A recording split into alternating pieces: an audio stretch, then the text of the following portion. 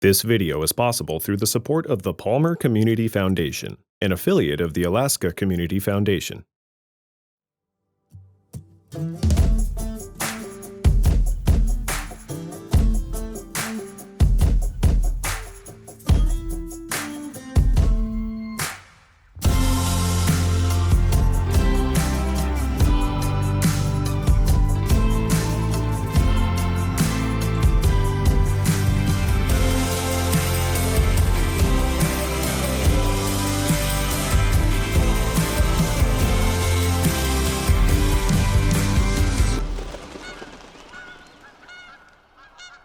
I came to Alaska in the 70s.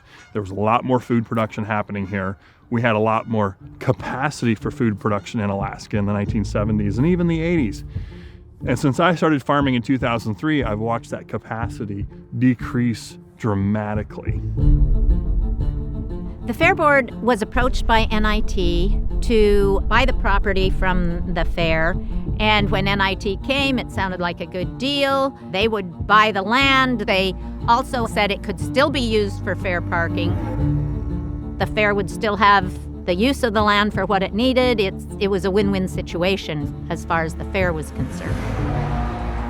It was bad for Alaska's future. It was bad for our children. It's bad for our grandchildren. This was just convenient from the standpoint that it was cleared land, and what would appear to be a good deal was made.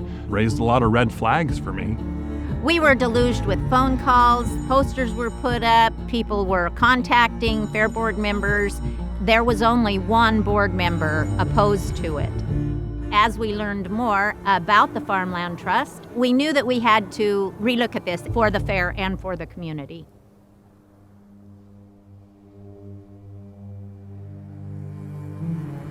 What it came to was the Farmland Trust purchased the development rights and the fair retained the agricultural rights. And so this turned out to be the real win-win, that this land will grow food.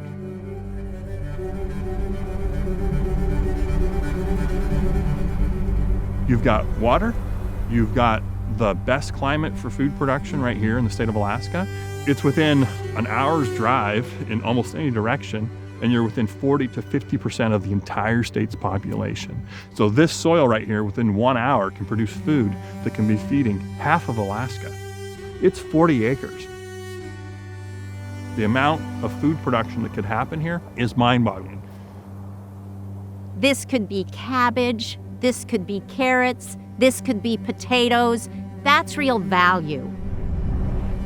It has all the components necessary to build a farm on that is successful, sustainable, that can feed Alaska, create good jobs, and provide for the health of our community.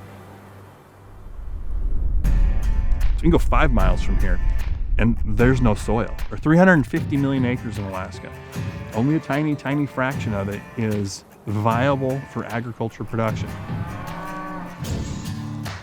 And I've seen a lot of changes in 66 years. My dad was a dairy farmer. He said at one time there were 70 dairies in the valley. We have 1 now.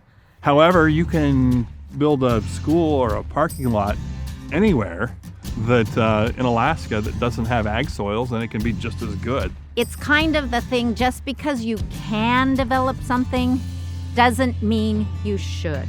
This is it. This is the best soil in the state of Alaska. We don't want anyone to think that the Alaska Farmland Trust does not believe in developing and growth, because we have to have development and growth. It's just that they don't have to be flat farmland. Not when we're talking about Alaska's future food production, future jobs, the health of our children, the health of our community. This land is worth preserving. The Alaska Farmland Trust is the only organization that's stepping up and doing that.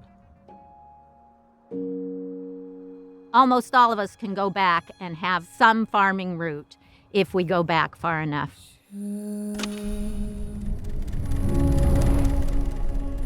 People should support the Alaska Farmland Trust because it's the only organization making a difference that goes into perpetuity.